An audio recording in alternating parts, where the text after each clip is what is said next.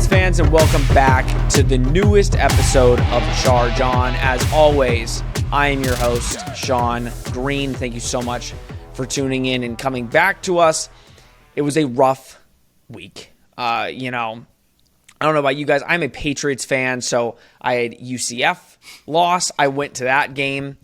It was miserable, as you heard in my rant last episode. Then I went to Miami to watch the Patriots game, and that was also miserable.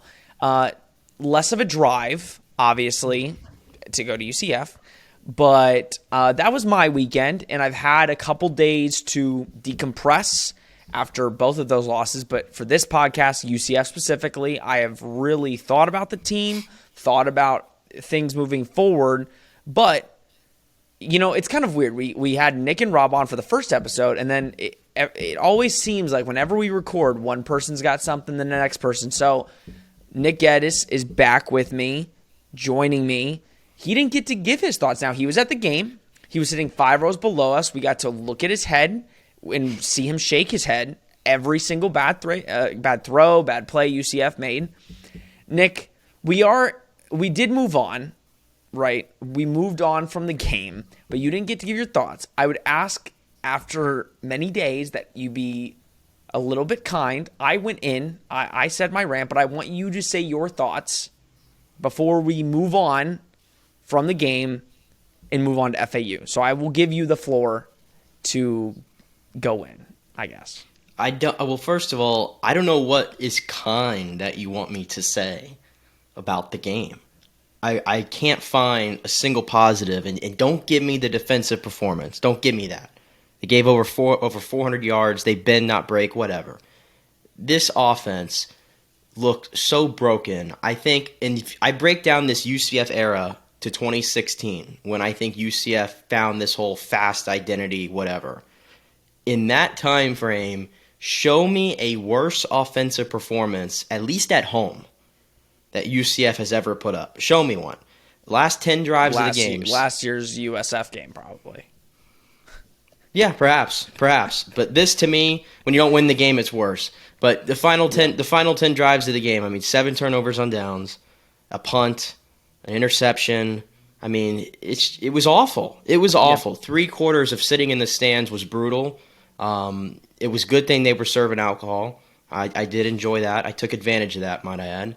But yeah, I did not find a single glaring positive to come out of that game offensively. I told you last week, when you have 10 penalties or plus against even an average team, decent team, it's going to bite you in the ass. And it did. 11 penalties. The offensive line is a complete work in progress. They got absolutely worked in that game.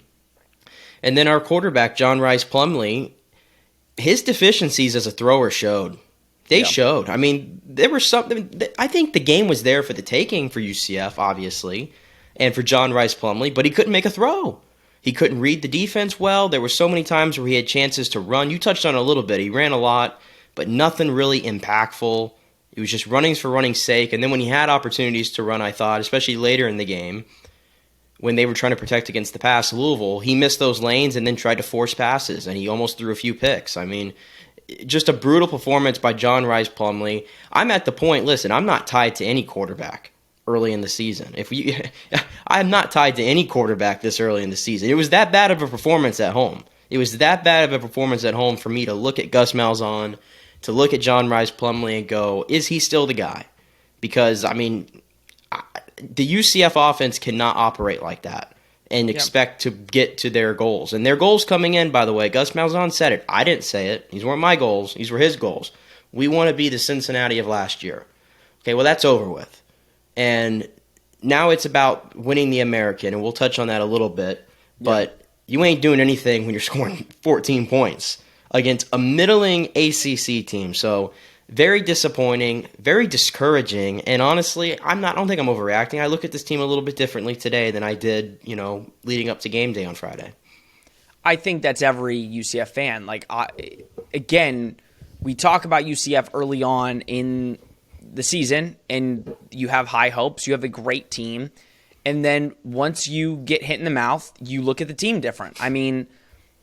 I think we can all look at Louisville and say UCF should have beat that team by 3 touchdowns. we had ample opportunities. You had 2 touchdowns called back from penalties. You had 2 opportunities at the end of the game to go win it in Louisville territory, and you didn't do it. So we went into all that. I do want to play one Gus clip. Gus talked with the media earlier today. We've got a couple of those sound bites. One of them was something that I think the offense was just so bad that I didn't even notice, and I think that's on me. I didn't even notice something. But let's play this Gus clip and just hear this. Differently, it was a tough blow from the standpoint that we lost, O'Keefe, in the first half right there, and we didn't have Kobe Hudson already going into the game, so that was a little bit of a challenge, and they dared us to do some things, but we'll be better next time in that situation. Probably the biggest take when I look at the thing is just the penalties and kind of shooting ourselves in the foot, and of course that falls on me as a coach. I got to get it corrected because last week I stood up here and said that our penalties were going to get corrected, and it didn't happen. So we're gonna continue to work on that, and we have to improve. So we hear that from Gus. I didn't even notice. Now maybe it was just my seat in the stands, Nick, but I didn't even notice that O'Keefe was out the second half. Maybe that was just me. I didn't notice O'Keefe was out, and we talked about it. Me and Rob were talking about it early, last episode, how Kobe Hudson we just were like, where is Kobe Hudson? I mean, we were assuming that he was going to be a focal point in the offense. He clearly was hurt. So that was the reasoning for that. My only gripe with that situation is, yes, clearly that kind of derailed the offense. That was kind of the focal point as to why some of those play calls were getting made, was when you lose 2 of your top receivers, that kind of changes things. My only gripe with that, and I think you would agree with me, is we all talked about how deep this team is and how deep this offense is, and how if one guy gets hurt, you have those backups. So I get it. You have 2 guys get hurt. You still should have been able to throw the ball around the field if you wanted to. That's why I still think the game plan, you had that one drive where you got the 2 pass interference calls, but at the heart of it, you weren't wanting to throw the football. You were running the football every other play. And honestly, though, you got to adjust as a head coach. And I think, the standout for me offensively to the first 2 games has actually been Johnny Richardson. And shocking. It's shocking how low the usage is for him. I mean, in that game where you're not doing jack offensively, 7 touches. You mean to tell me that of all the plays we ran, and we ran over 60 plays here, 7 touches for the most electric player on the field for either side. I'm sorry. It's a little inexcusable for me. The power running game with Isaiah Bauer, it just wasn't working. It just was not working. This offensive line is not the same run blocking unit they were the year prior and the year they were before that and so on. This is not that type of unit. And I think Johnny Richardson's speed and space would have helped so much because when he had the ball, he touched it 7 times and he had over 70 yards. Yeah. And he had the long touchdown which got called back, and we could debate those penalties till the cows come home if it was a penalty or not, whatever, it happened. That to me was shocking. And again, that falls on coaching in my opinion. Get your best players out on the field. You got to adjust, and they did not. And Gus, I think Gus saw it because Gus after the game says we got to get Johnny the ball more. I mean, that is on Gus. He even said it. He is so electric. The things he can do with the ball is amazing. So yeah, I think it's apparent, and I think hopefully this weekend we will see him on the field more, because until this offensive line figures it out, this power run game is not going to work. Last year it worked. You had an offensive line that played together. Unfortunately, this year, this is where the transfer portal can bring some issues, right? You're bringing in 2 or 3 offensive linemen to now start, and you've got to get that whole unit moving just as good as last year. That's almost impossible. You see that in the NFL when you have a total shift of the offensive line. If you replace even one guy, that can ruin your whole offensive line. So I think switching the power run game to maybe more of that elusive back, using Johnny more, and stop just throwing the lateral passes every 2 seconds. Hopefully we've learned from that aspect. I want to really quickly play another soundbite. Gus talking about positives. I know you didn't see any positives. So let's see what Gus sees as some positives moving forward, because we're going to throw this Louisville game away. I mean, we need, at this point, it's not a conference game. The American, every team has lost that is as important. I mean, like, and it's not a conference game. These are out of conference games. I think we were talking about scheduling or rankings a couple episodes ago. That's thrown out the window. We don't care. Like, you, if you're UCF, you cannot give two craps about if UCF is even going to get mentioned by anybody, because at this point you lost week 2. Nobody's going to talk about you. But here's Gus on some of the positives from the game against Louisville. I thought our guys played hard. I think that's the biggest takeaway. I thought we played hard. Defensively, we did some really good things. They got loose on us a couple of times, but he's a phenomenal player. Special teams, we're going to clean a couple things up that I think will really help. Obviously we got to get better play out of our punter, better play out of our kicker and all that. But our return game, I think we're close. Just some big plays. We're not getting into it. We're not getting into it. I've said my piece. You hold up. I think you agree quick. with me. Real quick. Did you see the Twitter account called Ditto Barsky Miss today? We're not getting into it, Nick. There's a Twitter account that's literally called Ditto Barsky Miss today, and I popped huge sitting in my seat when just a one little word, yes. Yes, he did, but we don't need to go down that rabbit hole. We know the issues. I think it's safe. It is safe to say that the kicking competition is open, I think. And Gus even said it. There's going to be competition. I mean, punting was off. The first punt was bad. The rest of the punts were good. The kicking... And real quick, if I may, value Gus said off the top, we played hard. I understand it's coach speak, but I don't care that you played hard. I really don't. Of course you played hard. Yeah. Do your job. And look at the talent on that field. UCF, I think, objectively probably had more talent on that field than Louisville.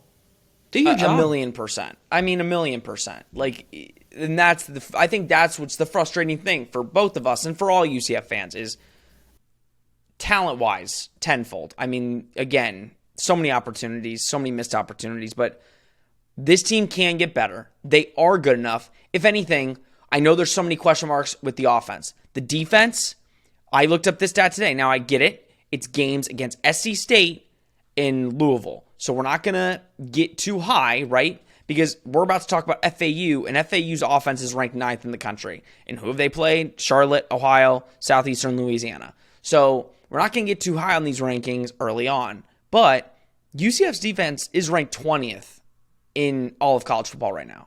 So looking at it that way, those are positives. That is a positive to take away. The defense, they allowed a lot of yards, but not a lot of points.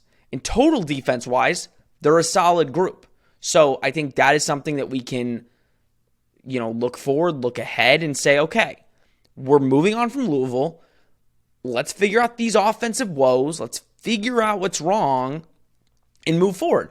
I think John Rice, the problem that, and I said, it's not all on John Rice. Does John Rice need to play better? Absolutely. Does he need to kind of figure out as the season goes along how to be in that pocket and when to run and when to throw?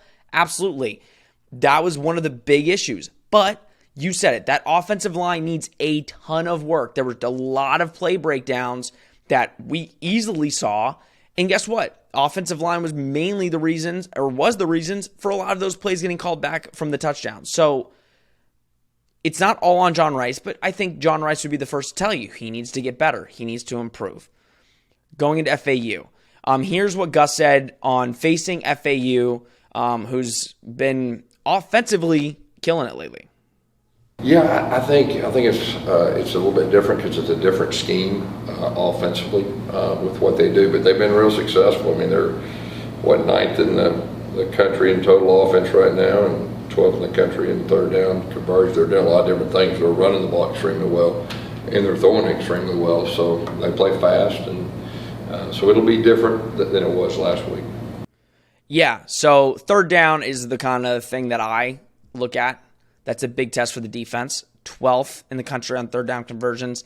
That's excellent. FAU, obviously Willie Taggart, head coach, really improved over the last couple of years. I mean, they're a good football team. I think, again, coming from Louisville, this is I think we would say a trap game, because you would think UCF is favored by 1 million points and they're the better team, and I think we would both agree that. But also, FAU's offense is electric. I mean, N'Kosi Perry went to Miami. He was there for 3 years, played 24 games, 9 starts. So this is no, quarterback coming off the street that FAU signed, which I think we would both agree that previous FAU quarterbacks were not as talented as N'Kosi Perry. A lot of their quarterbacks were mid. I think we can all agree with that. But transferred to FAU in last year, and he's been on a tear the last 3 games. I mean, they did lose to Ohio, but in that game, he threw for 364 yards and 5 touchdowns. So he's an electric quarterback, and you're coming from a game against Malik Cunningham, who, again, kind of not saying he carved up the defense, but the defense allowed a lot of yards, just not a lot of points. And they held Louisville when, they were in the red zone. So what do you see out of N'Kosi Perry, and what does this defense need to do this week to kind of hinder him? He hasn't run the ball good this season either.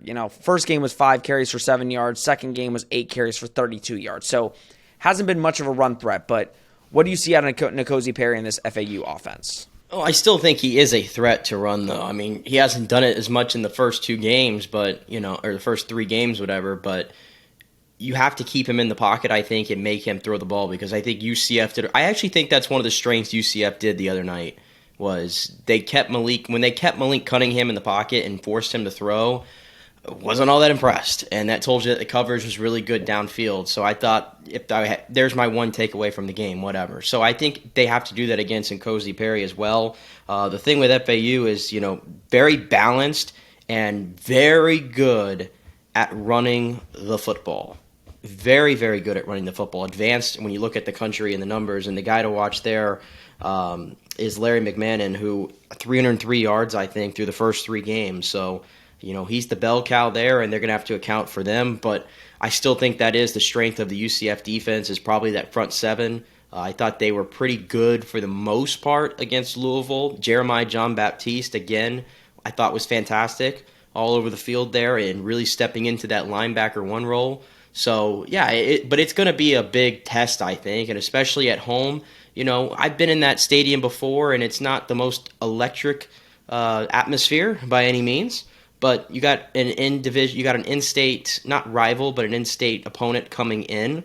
I think it's going to be a pretty more livelier than usual. So UCF's going to have to account for that. And you said trap game. You kind of took the words right out of my mouth. This is a quintessential trap game for UCF, and one that I think when we did our schedule predictions, we said, okay, they're going to beat FAU. I don't think we're doing that today. I do think it is we'll get into our predictions after this. We're going over just the game in general and how UCF can pick up a win. But, again, we are the better team. It's after a loss. Hungry dog runs faster. I think UCF's going to want to get back on the right track. But this is not an easy team. This is the best offense that we have faced this year, and they've proven it. They've shown it in their opponents. They've put up, 43, 38, and 42. So this is a big test for our defense. Now, their defense, they're ranked 57th in total defense, and they haven't played anybody, but it's a good test for our offense. But defensively, you said it, Jeremiah Jean-Baptiste and the entire defense. They've played outstanding. And again, this will be a good test to go up against an offense like this. You were talking about the running game. I'm talking about the passing game. What is so interesting about FAU is it just seems like there's not a clear-cut number 1 guy that you're like, oh. If I had to say, probably Jaquan Burton, maybe. It's either Jaquan Burton or LeJohntay Webster, one of those 2 guys. They both, and then Grant Dubose, he was the wide receiver number 1 in their first win. So you've got 3 wide receivers all around, they've got talent on the outside. They've got talent in the slot. They've got great skill position players. Ultimately, it's going to come down to how good is this defense? And I think this is a good test. I mean, they proved it last week against Louisville, but again, they made a great adjustment early in the game because Malik Cunningham went down the field and scored a touchdown the first drive. After that, Nick, he wasn't doing much. I mean, the defense kind of held him in check, like you said. So I think it is a good test. Offensively, though, let's talk offense, okay? We were both pretty critical. And I think a lot of UCF fans, we were all critical. We said this is not UCF standard. This is not good.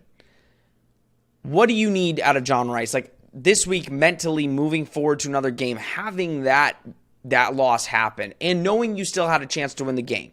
What do you need to see out of John Rice this week specifically? Because listen, you've got Georgia Tech coming up. You've got Cincy coming up. Can this UCF offense get back on track, hopefully with Kobe Hudson and O'Keefe playing? Well, here's the thing. This is a tell, and this kind of matters because the FAU defense is what I wanted to go into here, and this relates to John Rice because their defense is a tale of two defenses, totally opposite end of the spectrum. They're one of the top 20 teams in the country at stopping the run. Very stingy against the run, leaky against the pass. I think they're 91st in NCAA Division I against the pass. So that would tell you right there, if UCF's going to win this game, you got to do it through the air. So that is a challenge for John Rice Plumlee. And again, what was he, 16 for 34 or 14 for 30? It was something like that. 16 and 34. Yeah, 16 of 34. You're just not going to win football games that way. And if you're going up against a team like this that's been really leaky against the pass through 3 games against 3 opponents who don't really impress me much in all respects to them, you got to get your skill positions the ball. If you're Gus Malzahn and you're worried about the offensive line, get the ball out quick. Get your guys with speed and space. That's why I bring up Johnny Richardson. I mean, let's just give him the ball and let the guy run. Let him make moves in the open area. So I think that's what John Rice needs to do. I talked a lot about last week when I was on, Kamori Gamble being a big focal point of the offense, and he was non-existent in the last game. There was not really an effort to get him the ball, and maybe you could say Louisville took him away. I think I want to see him involved in this game as well. Take advantage of that defense that is not very good in the back end. And so I think that all falls on John Rice Plumlee. And listen, I think what were the questions that were being asked to Gus Malzahn and Chip Lindsey after? There were a lot of questions about, hey, did you ever think about taking out John Rice?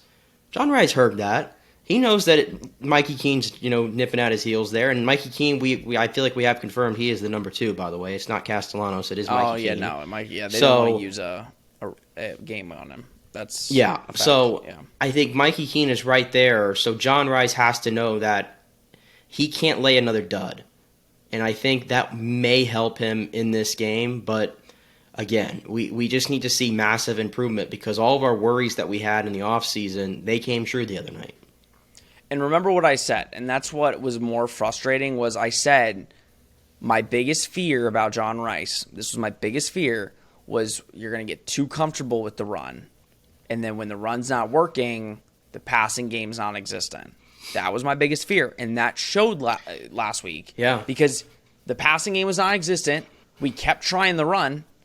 Run wasn't working very well. We got in all these 3rd and 4s, 3rd and 2s, 3rd and 3s, 3rd and 6s.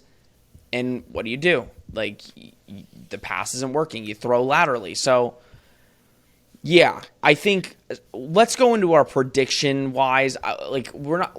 We'll predict the game. But I think we kind of hit on a couple of the prediction aspects.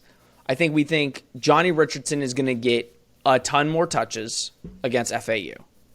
I think that is obvious. Not saying Isaiah Bowser won't run the ball a lot.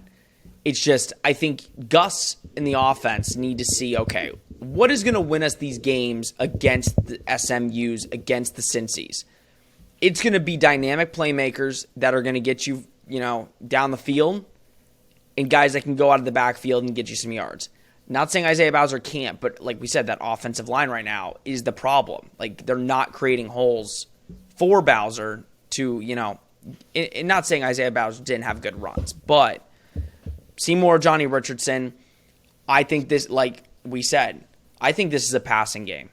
I think Gus is going to say, okay, let's see if we can make some throws. Let's see if we can pass this ball. Here's the thing, though, where he might push back a little bit, is FAU, believe it or not, they are third in the country in sacks. Third in the country in sacks is FAU. So they know a thing or two about getting to the quarterback. Interesting enough, their sack leader is a cornerback of all things, which you don't see often, So which is pretty unique lot. there. So blitzing a lot. Jaden Williams, I believe, is his name.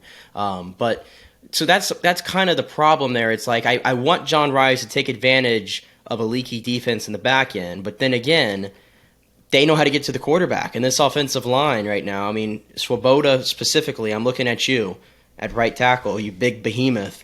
I need better. I understand he's got to develop, but at the moment, big liability. He's a senior. What do you mean develop? Maybe that's the problem. He hasn't developed enough because he's been a liability. It just they have what they have. They have what they have. They have to roll with it. But I mean that goes back to the pressures on the pressures on the offensive line. At this point, I can vouch for Mikey Keene all I want. Everybody can. I don't even think Mikey Keene he'd do better, I think, than John Rice Plumlee. But then again, because of the fact that he can't move like John Rice Plumlee, I don't really know because the offensive line can't hold up. That's the thing. Like, we could say we want Mikey all we want, and let's get 100% something straight. We were talking praises of John Rice, and that's why you can't renege on a guy after 2 weeks. I mean, and I don't think any UCF fan is.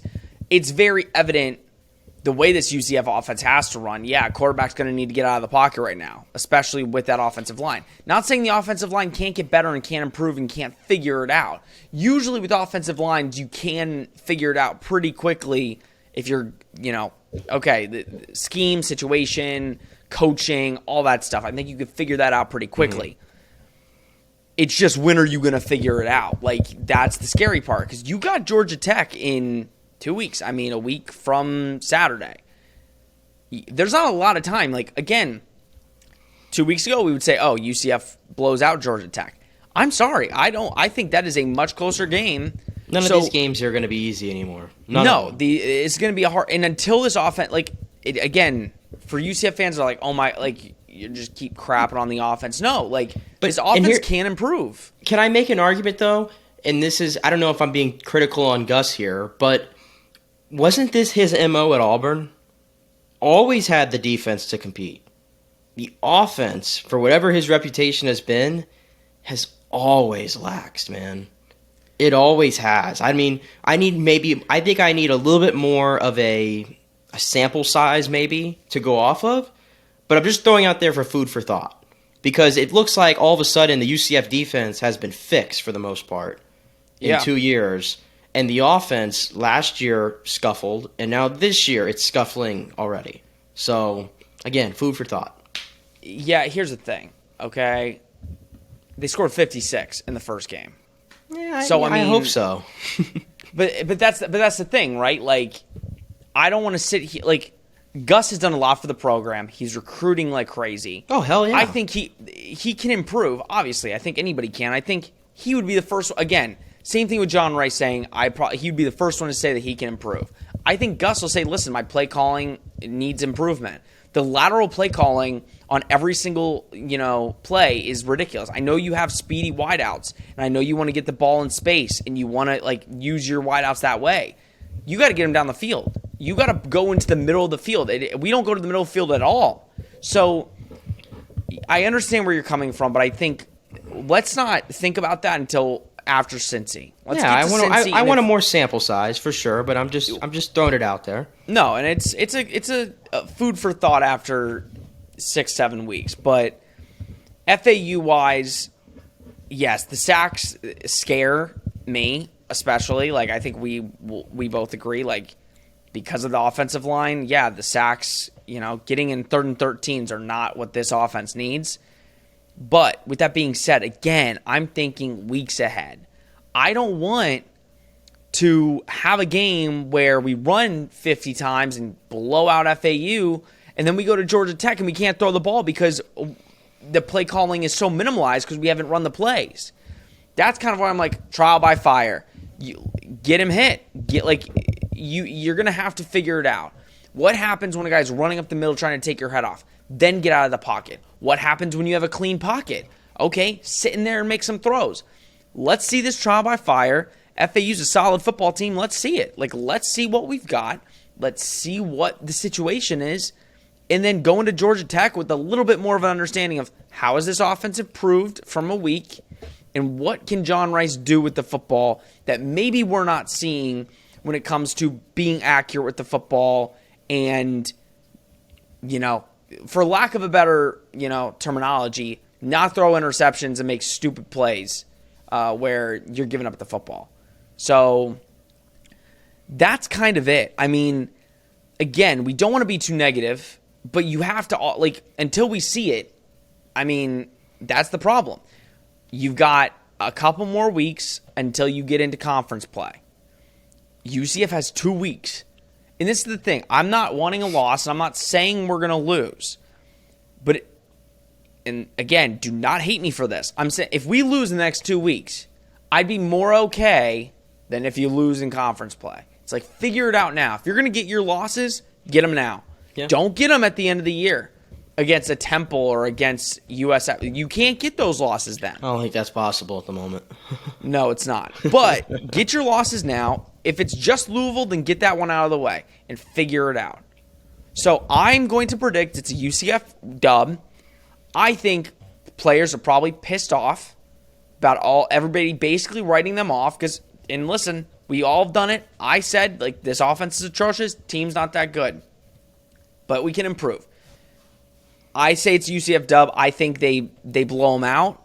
I think it's a blowout by at least 3 touchdowns. That's my thought process.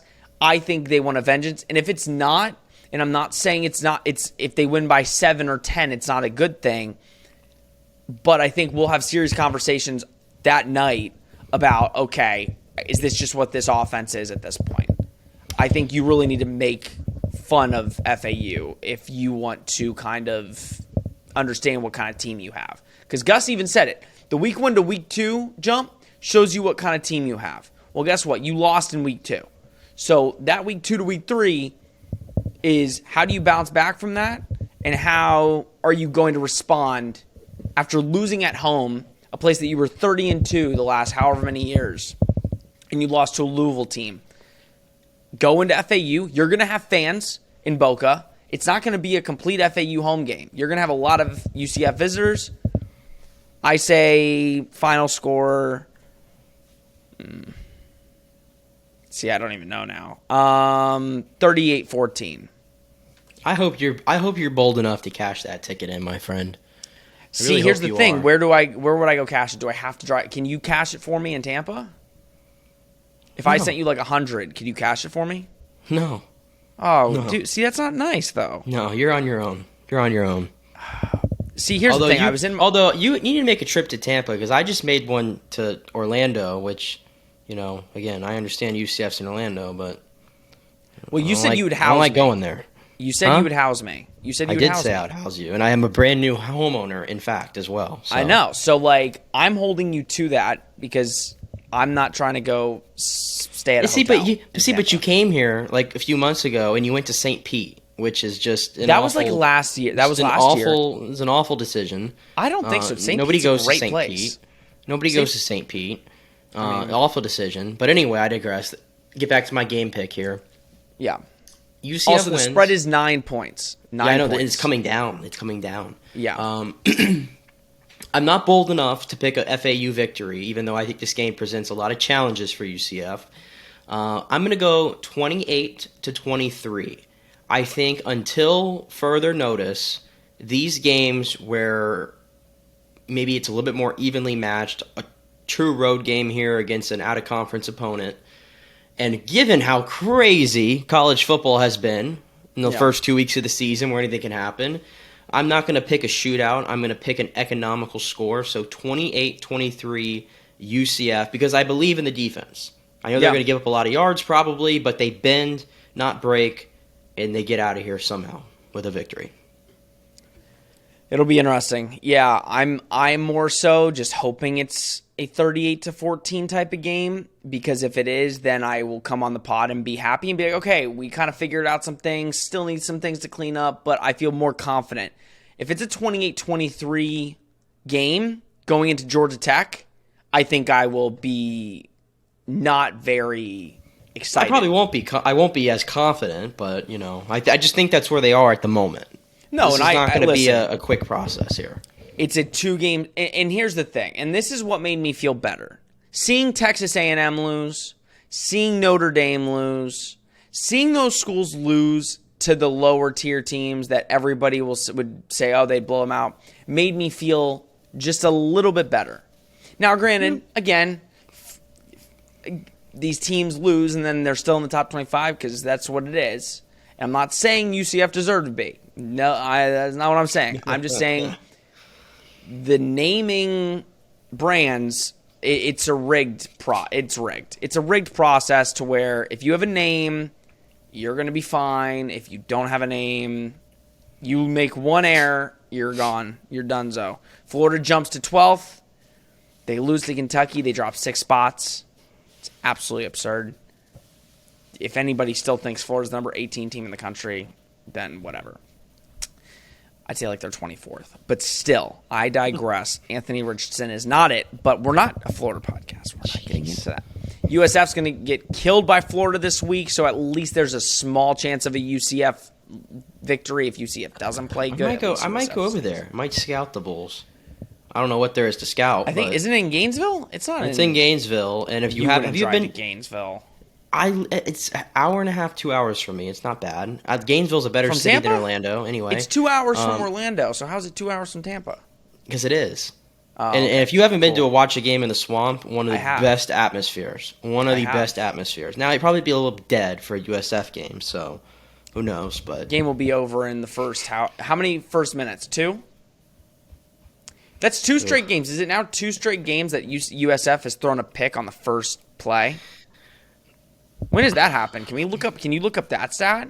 Let me just say my growing optimism for USF from the first pod, if you recall, I'm out. I'm out. I was wrong. Yeah. They're brutal. I'm glad brutal talking watch. about that. Howard. USF fans are happy that you beat Howard by 20 points. They're not. I promise you.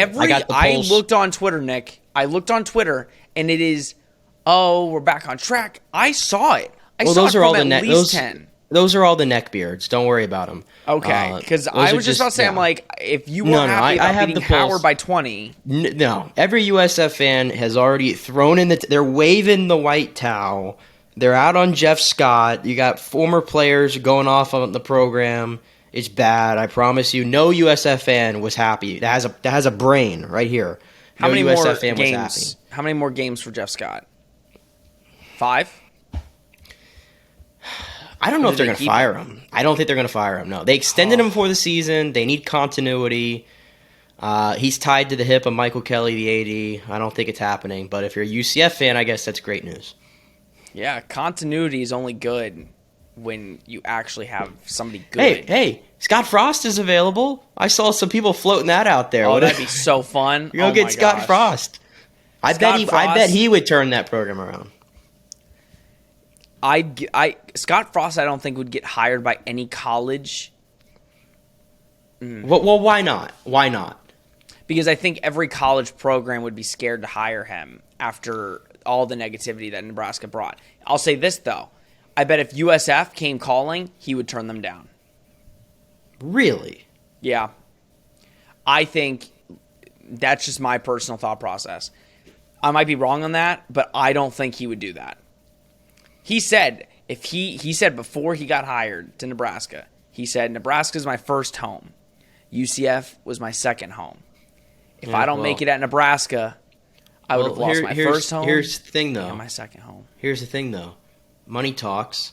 And if Scott Frost is on your television set in 2 weeks breaking down the game instead of coaching the game like Dan Mullen's doing, and someone wants to throw gaudy money at him, he's going. He's going. He just got $15 million to dip. What do you mean? He wants to coach. He's young. He wants to coach. I'm saying he might go take an NFL job. Be like a QB coach or a No. I'm just telling you, listen, I don't think USF's got a lot of problems. I think Scott Frost would wait. I think he'd rather be an offensive coordinator at a, offensive analyst. How about he go to Alabama? He can be he could be one of their 15,000 analysts that become head coaches. I don't think Saban after. would hire him. He has Jim McElwain and Todd Grantham on his staff. Yeah, but it's just, yeah, that's I guess true. Yeah, USF's in shambles, but what's new? That's the last 5 years for you. All right, UCF fans. See, we ended on a positive note. We got to talk about USF sucking. That's fun. And you broke my USF homerism, if you want to call it that. So yeah, no more homerism. But, all right, see you guys Sunday. We'll be posting Sunday after the FAU game. We're going to be recording late. But yeah, see you guys. Thank you for tuning in to Charge On. Make sure you follow us on all of our socials, subscribe, do all that stuff. Thank you for tuning in, and we will see you on Sunday.